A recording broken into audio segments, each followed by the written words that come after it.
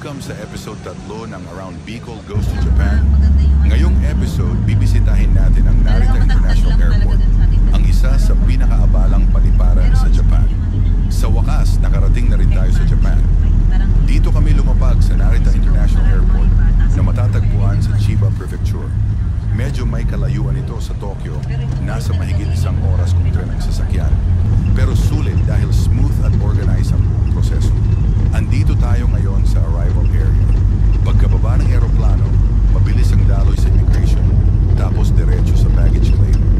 May mga currency exchange booths, SIM card counters, at tourist information desks. Kaya napaka-convenient para sa mga bagong dating sa Japan. Ang Narita International Airport ay binuksan noong 1978 at hanggang ngayon, ito pa rin ang isa sa mga pangunahing international gateway ng Japan. Alam nyo ba, kahit wala ito sa mismong Tokyo, mahigit 50% ng